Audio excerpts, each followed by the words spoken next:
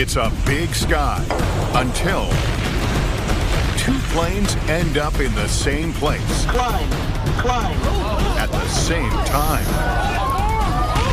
37,000 feet above the Amazon, a corporate jet collides the 737. Every atom in my body I felt kind of implode. 1 mile above New York City, a DC-8 tears into the fuselage of a Lockheed Constellation. Bang! I jumped up and I ran, and I never looked back.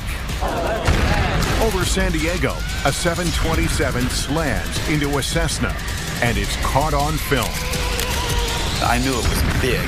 I knew it was bad, but we didn't know it was a plane crash. Outside Los Angeles, a small plane smashes into a DC-9, decimating several homes below. It just smelled like death, like smoke and death. Eyewitnesses and survivors tell their harrowing stories, and dramatic animations put you right there with the troubled aircraft. That big sky just got a lot smaller.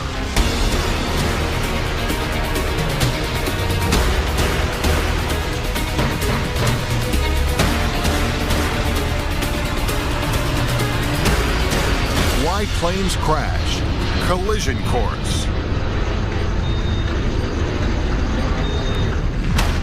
A new concept in air transportation. The travail has been taken out of travel. When this short film about transatlantic commercial jet travel was released by Pan Am in 1958, flying was a special occasion. People got dressed up. Meals were served on white linen. Delicious food adds to the enjoyment. We all know that's changed, but an even more significant change is the increase in air traffic. Flying over the U.S. in 1960, there would have been about 1,400 planes in the sky at any given time. Today, that number is more like 7,000. In 2011, we flew almost 3 billion people. We fly about the population of the Earth every 24 months or so, and it's expected to grow. With such an increase in volume worldwide, it seems there would be a greater risk of planes colliding in the sky. But technology is more sophisticated than ever, so these types of accidents are actually less frequent than in the earlier days of passenger jet travel. That doesn't mean mid-air collisions don't happen anymore, because sometimes technology fails, and it's nearly impossible to eliminate human factors. In 2006, this plays out with catastrophic consequences for two planes flying over the Amazon, a Boeing 737 and a private corporate jet. I had gone to Brazil on an assignment for a magazine called Business Jet Traveler to write about Embraer, which is a big aircraft manufacturer near Sao Paulo. And while I was there, I ran into some guys from a Long Island charter company who had just bought a brand new $25 million airplane, a Legacy 600, a real beauty, a mid-sized corporate jet. And they said, well, why don't you fly back with us? Sure, I'm in. And that turned out to be certainly the most fateful decision of my life. September 29th, 2006, 2:52 p.m. The Legacy, tail number 600 X-Ray Lima, takes off from the Brazilian city of São José dos Campos. Destination, the city of Manaus, nearly 4 hours to the northwest. Air traffic control instructs the Legacy to fly at 37,000 feet, where it levels off by 3:33 p.m. Meanwhile, 2 minutes later, Gol Airlines Flight 1907 departs Manaus for the country's capital of Brasilia in the south. Within half an hour, the Gol plane, a Boeing 737, reaches its assigned cruising altitude, 37,000 feet. The 737 is heading southeast. The Legacy is heading northwest. These two aircraft should be at different altitudes. Instead, they're on a collision course.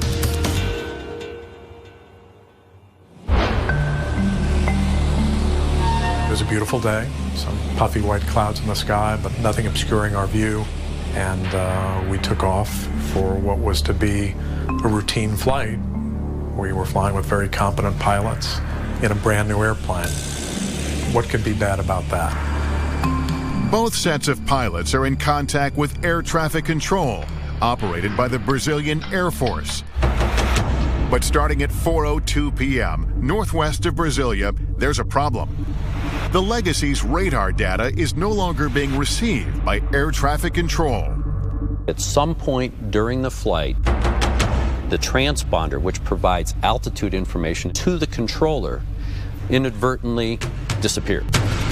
A transponder is critical, not only to relay key information to air traffic control and nearby planes, but also in order to enable TCAS, the Traffic Alert and Collision Avoidance System, which warns pilots when another plane is too close. Traffic. And advises preventive action. Climb. In addition to the missing transponder signal, which is preventing the Legacy from sending its data, there's another problem: well-documented radio dead zones over the Amazon. Beginning at 4:26 p.m., air traffic control and the Legacy pilots make several attempts to verbally communicate, all unsuccessful. Under normal circumstances, they would acknowledge each other's calls. Brazilian air traffic control system, in its overall shoddy performance, had misprogrammed its own consoles so that it had given 5 radio frequencies for the area that the pilots were in, 4 of which were in complete error. Had nothing to do with that sector. Unbelievable, right? But that's the way it was. Even though air traffic control clears the Legacy to fly at 37,000 feet, when one controller hands the plane off to his replacement at the end of his shift, he tells him incorrectly the plane is at 36,000 feet. In reality, the Legacy and the 737 are at the same altitude, traveling at about 500 miles an hour apiece. So when they do collide at that high velocity, there is typically total destruction of the aircraft. By the time radio contact is made at 4:53 p.m., the connection is so bad, the Legacy pilots and controller can't understand each other. The planes are closing in. Everybody was sort of dozing or working. I hear and feel bang. And the loudest noise I've ever heard, now I was in Vietnam and I've heard bombs, just bang. And every atom in my body I felt kind of implode. Because of the angle at which the planes collide, the 737, though much larger, takes a far worse hit than the Legacy. One of the wings, which has a winglet on it, actually sliced through the 737 wing. There's a lot of flight control systems that are damaged. It rendered the airplane incapacitated and uncontrollable. And as the 737 went out of control, of course, the aerodynamic forces actually caused it to start to break up in flight. Everyone on board the Legacy knows something bad has happened, but they don't know they've collided with another aircraft. They don't even know their plane is damaged until Joe Sharkey looks out his window.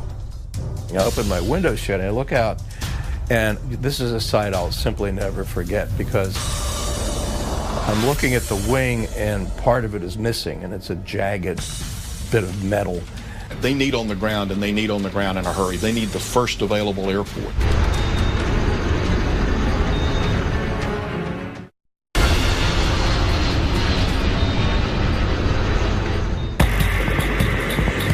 September 29, 2006, 7 miles above the Brazilian Amazon, a 737 collides with an Embraer Legacy. It's a devastating accident. The 737 is rendered uncontrollable and plummets toward the ground. But the Legacy is still in flight, its left winglet gone and horizontal stabilizer damaged. As the pilots struggle to fly the plane, no one on board knows there's been a mid-air collision. What they do know is they're in trouble. To think that you may not see your family, or that they're going to read about you and see about your death and on TV and on the newspaper, it was a horrible thought. I wrote a note to my wife and figured, well, maybe they'll find the note. I said, I love you. Our time together has been golden. And, I'm sorry I'm going to die. But, I said it in a way that was nice. Like most plane crashes, a series of events, not just one, led to the collision over Brazil. Two planes fly straight toward each other after air traffic control put them at the same altitude. Radio black holes over the Amazon limit communication between controllers and the Legacy pilots. And for nearly 1 hour before the collision, the Legacy's transponder doesn't transmit. So two controllers working back-to-back shifts don't receive its signals. A competent controller would spot that within 2 or 3 sweeps. There's a sweep every 10 seconds, within 20 or 30 seconds. This plane disappeared in that sense for 50 minutes, not 20 or 30 seconds.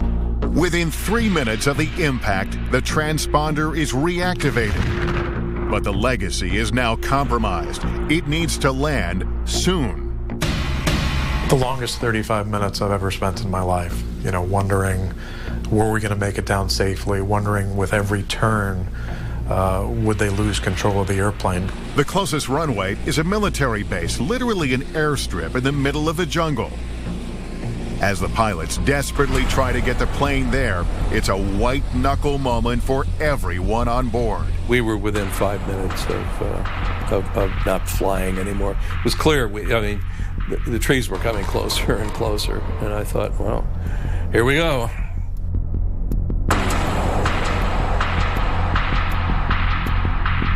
Once safely on the ground, the passengers, still unaware how they got into this situation, are happy to be alive.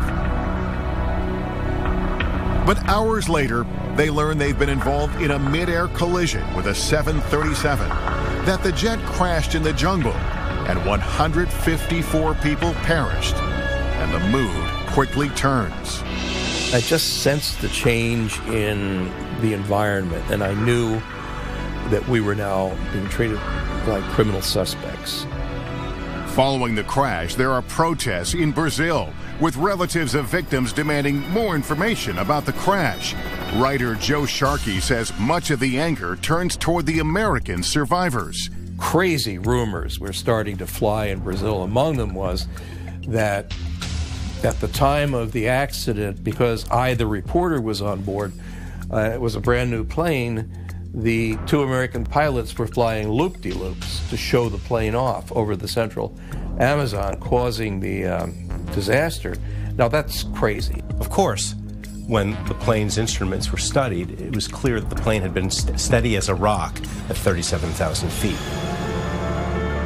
Joe Sharkey is held in Brazil for 2 days. The pilots, Joe Lepore and Jan Palladino, are held for more than 2 months.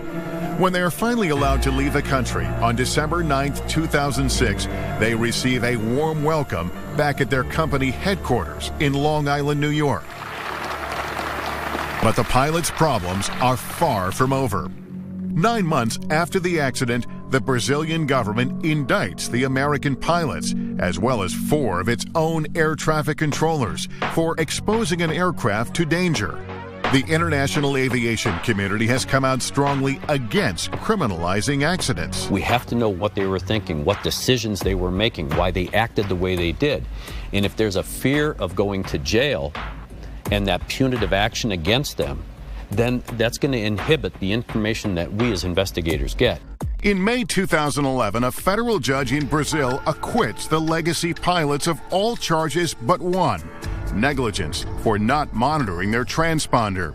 The final terms of the sentence are pending, but it seems unlikely the pilots will serve jail time. Joel Weiss, attorney for the pilots, says they were never at fault because the transponder was on, but then, without warning, his clients say it went off or into standby mode. We have all kinds of anecdotal evidence from all over the world, and particularly in Europe, of this kind of transponder unit simply failing without any indication whatsoever in the cockpit that it had failed. In Brazil, one air traffic controller, described by the judge as unqualified and incompetent, is acquitted. Another controller is convicted of negligence. In its final report, CNIPA, Brazil's NTSB equivalent, acknowledges the failures of the Brazilian controllers as well as the legacy pilots, stating that both parties should have become aware of the loss of radio communication far sooner than they did. In an email, CNIPA's press office states their accident investigation does not establish responsibility or guilt, but identifies the contributing factors with the primary objective being prevention. When we come back, more mid-air collisions over two of America's biggest cities. I jumped up and I ran, and I never looked back.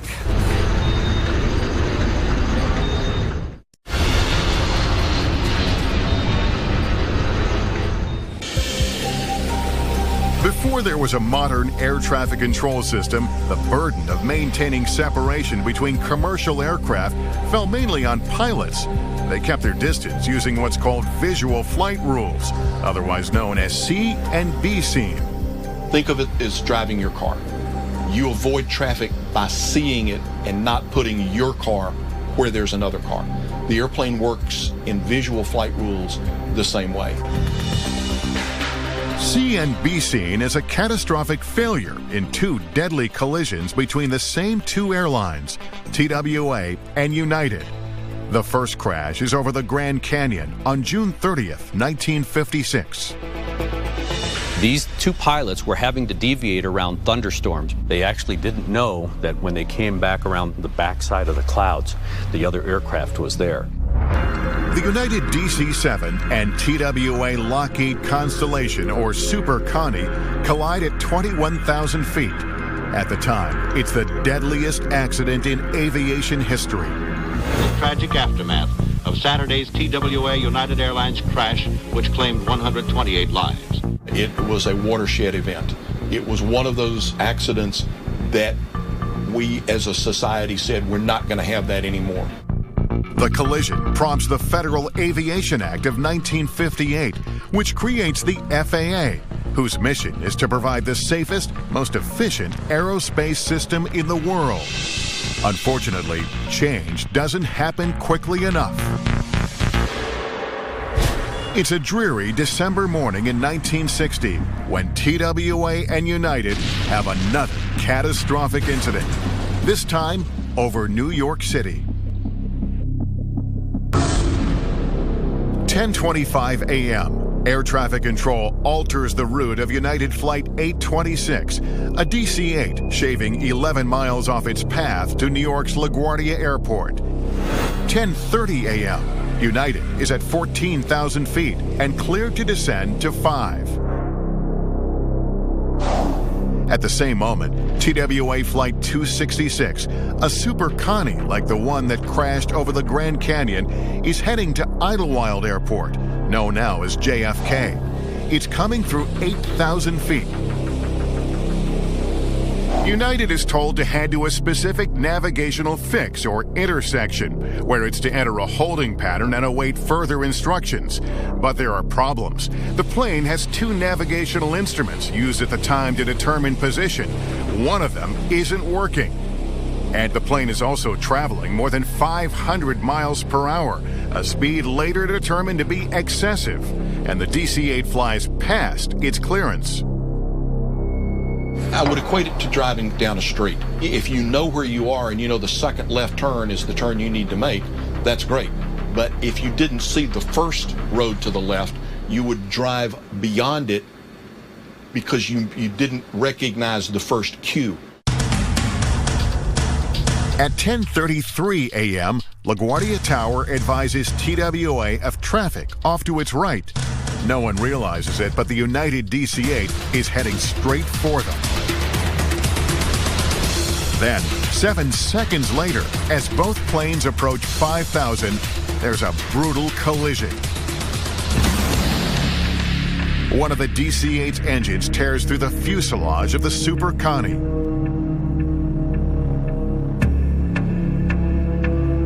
The TWA plane breaks into pieces and goes down on the spot, crashing in Staten Island's Miller Airfield. But the United jet manages to stay aloft for 8.5 more miles until it's over Park Slope, Brooklyn, where Tom Regan, then 20 years old, is standing on the street. I crossed the street at 7th Avenue and Sterling Place, just stepping on the corner, when I heard a loud whine. And when I turned around, the wing of the plane, United Airlines, was catching into the roof of the building that I had just left. And there was a tremendous explosion. Immediately, I dropped to the ground, and then moments after that, there was a second explosion. Bang! Just everything exploded. And now the whole place was on fire. I stayed on the ground for what I thought seemed to be a long time, but I believe it was only several seconds. And I jumped up and I ran, and I never looked back.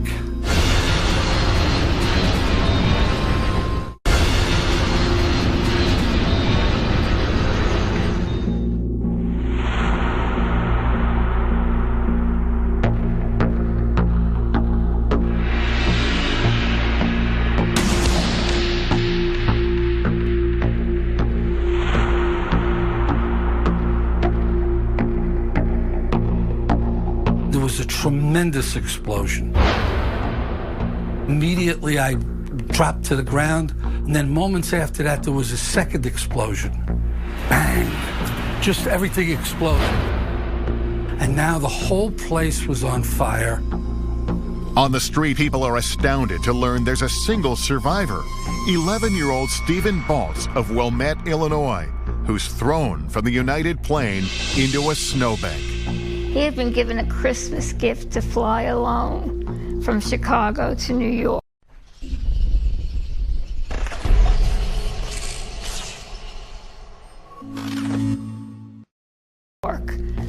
And that's what happened. At the time, Barbara Lunis is a recent nursing school graduate working at Methodist Hospital a few blocks from the crash site. She's assigned to care for Stephen overnight. He's badly burned. I couldn't tell if he was white or black. He was just charcoal. I think they said it was 85% of his body. Within hours, the boy's father arrives in New York and speaks to the press. Mr. Baltz, how do you and Mrs. Baltz feel about your son being the sole survivor here? We have great heartfelt sympathy for all of the people who were not as fortunate. The country rallies behind Stephen, but his injuries are too grave. And if I had been in nursing longer, I would have known there was no chance. But that's why I think they put me there. Stephen Baltz, our little 11-year-old boy, the lone survivor of the plane crash in Brooklyn, expired at 1 p.m., just a few minutes ago. The little boy closed his eyes and went to sleep. With the final death toll at 134, including 6 on the ground, the 1960 crash over Park Slope replaces the Grand Canyon collision as the deadliest U.S. commercial aviation disaster to that point. To investigate the accident, the Civil Aeronautics Board, the forerunner to the NTSB, uses flight data recorder or black box technology for the first time ever. The conclusion?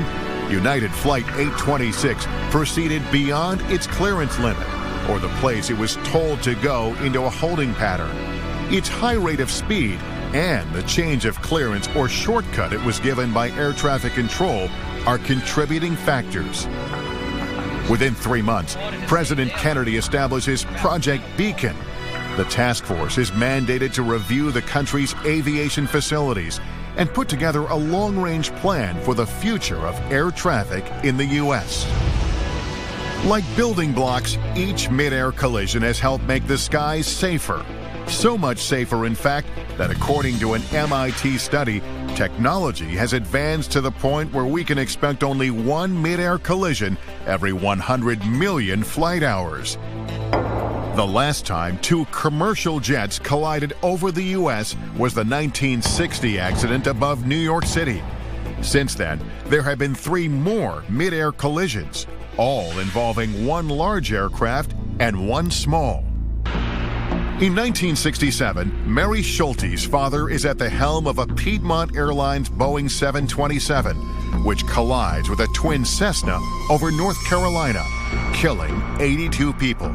2 pilots show up at the front door, ring the doorbell, and inform my mother that my father's plane had crashed. And I told him that couldn't be true because he was the best pilot. The outgrowth of it was a very strong commitment by Piedmont Airlines to be involved into the traffic collision avoidance system. And some years later, they were one of the first, if not the first, airline to fly with an active TCAS system on board. 6 years later, Betty Barrett is aboard a charter jet when it collides with a DC-9 over France. All 68 on the DC-9 perish. Everyone on Betty's plane survives. My father was sitting in the aisle seat, and I was sitting on the right-hand side. And I turned around, and he's very British and very stoic. And I said, "Daddy, do you think we're going to make it?" He said, "I rather doubt it, darling," and pointed to the other wing. Somebody sent me this picture of when we landed of the plane. And as you can see, the tires are all blown out. And this is the broken wing here. You can see all this. And I was told afterwards, if we had lost 1 more meter of our wing, in other words, it ends here, then we would have blown up as well. I keep this always in my room to remind me that if you survive this, you can survive anything. Then, in 1978 and 1986, there are 2 more mid-air collisions in the U.S.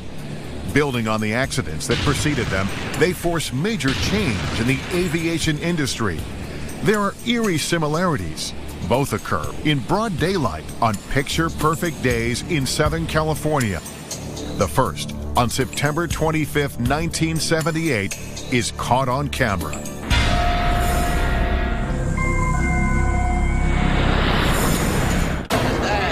We heard a loud crash overhead and looked up to see part of a small Cessna airplane spinning to the ground. Then suddenly we heard a thunderous crash that sounded like a bomb hitting. No one knows it yet, but 17 seconds earlier, half a mile above them, the private plane has collided with a Boeing 727, Pacific Southwest Airlines, PSA, Flight 182. Did you see it over there? Come on, get in the car. I see it. Come on, take this. At the moment of impact, NBC Channel 39 reporter John Britton and his cameraman Stephen Howell are covering a press conference just a few blocks away in the residential San Diego neighborhood. John and I were on a standard news story. I'm shooting shots of gas station pumps. Well, I was standing about right here. Steve, the cameraman, was right behind me, and County Supervisor Lucille Moore was standing about right here. I was interviewing Lucille, standing here, and all of a sudden, you know, we hear this big...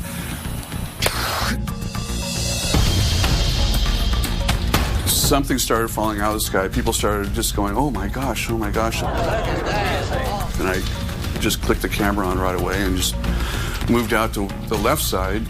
And I'm looking up, and there's like something looks like a comet coming down from the sky. The photographer for the county, Hans Wendt, he's standing over here on this side.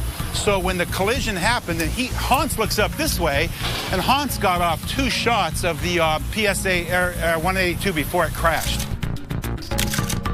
When I looked up, all I saw was the airliner with the engine on fire, and it was starting to bank to the right. And a big chunk of the leading edge of the wing was torn off. So I knew that the plane, had to crash. It couldn't possibly survive. And everything happened very fast. I just got off 1 shot, sort of by instinct, and the second picture was almost a silhouette. Cameraman Steve Howell and I rushed to the scene 2 blocks away. There were several homes involved in a raging fire. There was thick black smoke shooting 300 to 400 feet into the air. It's just as a wall of flames. I'm going, it must have been a gas main or something, I mean, how could this be? This was the largest thing that had ever happened to me in my news career to that point, and I knew it was big, I knew it was bad, but we didn't know it was a plane crash. When we come back, how an assumption leads to tragedy. They're required to tell air traffic control that they no longer have the Cessna in sight. That didn't happen.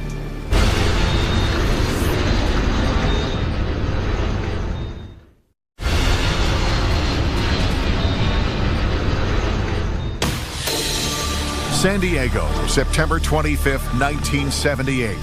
An NBC News crew captures a small plane spiraling to the ground after it has collided half a mile up with a much larger 727. Behind us, we heard a tremendous explosion. We knew at that point it was a lot more than just a single plane. And of course, we found out later it was an airliner. Both pilots in the Cessna are killed, along with all 135 aboard the jet and 7 people in the residential neighborhood below. Police set up a makeshift morgue at a nearby high school, and immediately the questions begin. Who's at fault? What caused this tragic accident? How could it have been avoided? To understand what happened, it's critical to know what transpired between air traffic control and the PSA crew in the 2 minutes leading up to the collision. As the Boeing 727 was approaching San Diego, they were told about a small general aviation airplane. It's a Cessna. Do you see him? And the PSA flight crew said, yes, we see him. At that point, the PSA crew became responsible for maintaining separation.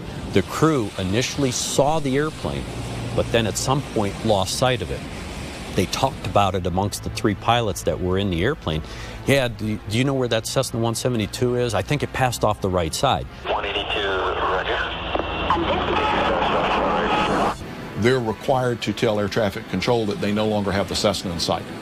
That didn't happen. The Cessna 172 actually deviated without clearance from its assigned heading. Unfortunately, it was in a position that was directly in front but below the 727. The crew couldn't see, just looking out the window, where the airplane was because it was below their field of view. PSA 182 cleared to land. 182 is cleared to land. Caller, we're going down. This is PSA. Okay, we'll call you equipment for you. This 172 struck the leading edge of the right wing about halfway across the span, and that is the famous picture. You see smoke and fire trailing from the right wing of the Boeing 727. As a result, it pulled the nose further and further down, and they couldn't stop it. And they lost control. They did not have control of the jet, and it tragically went into the ground. In its final report, the NTSB faults the PSA crew for failing to maintain visual separation from the Cessna and for failing to inform the controller when they no longer had the other aircraft in sight. Contributing to the accident, says the report, air traffic control procedures, authorizing controllers to use visual separation when radar was available. The report notes that flight crews exercise a lower degree of vigilance in areas where they receive radar assistance. And it says controllers seem to similarly relax vigilance. This controller may have believed that the flight crew had a better grasp on the situation than he did. It could be days before the cleanup is complete, and in the words of one policeman, it'll be years before this neighborhood is ever the same. After the PSA crash, the FAA steps up efforts to improve separation of aircraft around the nation's busiest airports and to modernize collision avoidance technology. But again, change simply doesn't happen fast enough. 8 years later, 1986, another sunny day over Southern California, another jet, another small aircraft, and another catastrophic mid-air collision.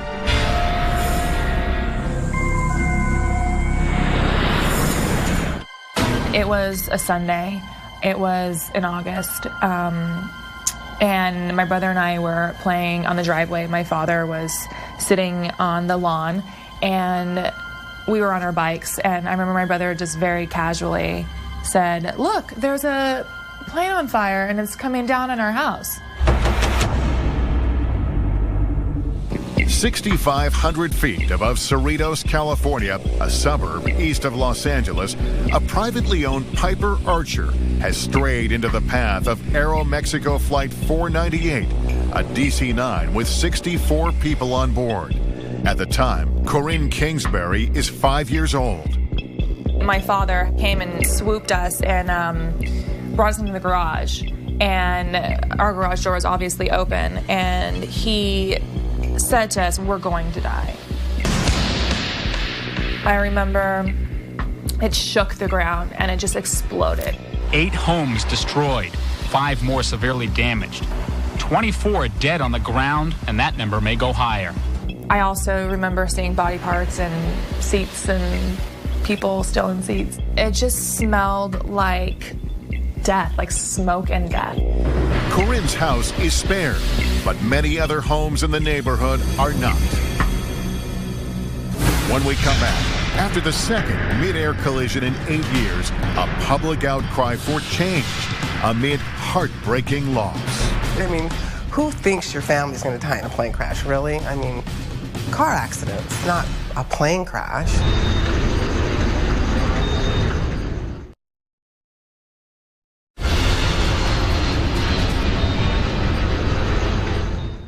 Good morning. The news from Cerritos, California keeps getting worse. There are officials searching through the ruins of Sunday's mid-air crash have found 15 more people dead on the ground. Labor Day weekend, 1986, more than a mile above Cerritos, a suburb of Los Angeles, a Piper Archer smashes into Aeromexico Flight 498, a DC-9. The top of the Piper is sheared off, instantly killing all 3 passengers aboard, a middle-aged couple and their adult daughter. In the crash over San Diego 8 years earlier, the larger plane, PSA Flight 182, loses sight of a much smaller Cessna and slams into it from behind. Over Cerritos, the Piper pilot doesn't realize he has strayed into controlled airspace surrounding LAX, Los Angeles International Airport. When you're flying in uncontrolled airspace, you don't necessarily have to talk to an air traffic controller. You don't necessarily have to have a transponder. But if you're going to operate anywhere in controlled airspace, you have to have permission to operate in that airspace. You can't just fly into it without permission. The DC-9 crew believed correctly that they were in protected airspace. They were. But unbeknownst to them, the Piper had strayed into their airspace. The general aviation airplane actually struck the tail of the DC-9, taking off the vertical and horizontal stabilizers, so literally the back end of the airplane, and it rendered the DC-9 uncontrollable. The airplane, the DC-9, rolled inverted, and there's a famous picture of that airplane as well as it's descending upside down before it crashes into a neighborhood. Counting passengers and those on the ground, the total number of people killed in the Cerritos crash now stands at 85, and that toll could go even higher as the search for victims continues today, Tuesday, September the 2nd, 1986. In some ways, the mid-air collisions in Cerritos and San Diego are so similar, there's a public outcry about how little has been done in the intervening years. After the first one, the recommendations they made were never implemented. So now, this is the second time this has happened, so that's why we try to make a difference. But it's hard to fight government agencies, you know. Denise Guzman's family is particularly hard hit by the Cerritos tragedy.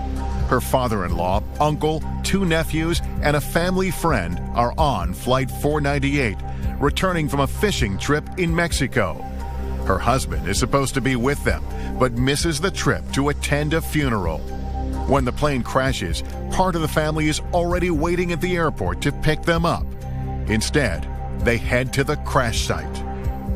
I mean, it was an inferno, and you knew there was nobody going to survive that. I think my husband might have had a little hope, you know, are there any survivors, you know, but I knew immediately that this was not going to have a good ending.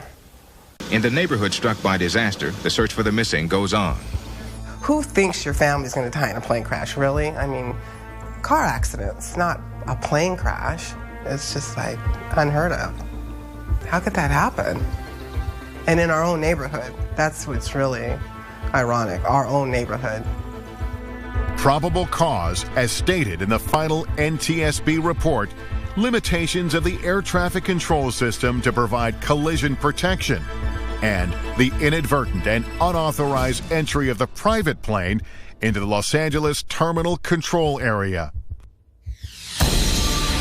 With the knowledge gained from each mid-air collision, change has been on the horizon for decades. But the Aeromexico crash over Cerritos brings it all home. By 1989, all aircraft operating up to 10,000 feet within 30 miles of terminal control areas must be equipped with transponders that convey altitude information. By 1993, all commercial carrier aircraft with 10 seats or more operating within U.S. airspace are equipped with traffic alert and collision avoidance systems, TCAS. The culmination beginning back with Piedmont Flight 22 going through the PSA accident and then finally through the Cerritos accident were all building blocks to promote this technology, which evolved into the modern system of TCAS, which is a great predictive tool. The FAA really had to take the bull by the horn, if you will, and do something to try and prevent these accidents from occurring. We increased or enhanced radar coverage. We enhanced air traffic control communication with flight crews. They changed the airspace. They actually created a system of controlled airspace, trying to avoid or at least mitigate the risk that you were going to have these transient pilots just flying through these high-density areas in close proximity to major airports. All the lessons learned have made flying so safe and mid-air collisions so rare. According to an MIT study, you'd have to fly continuously for 11,000 years in order to experience one. Unfortunately, many people had to lose their lives to arrive at what is surely the safest moment yet in aviation history.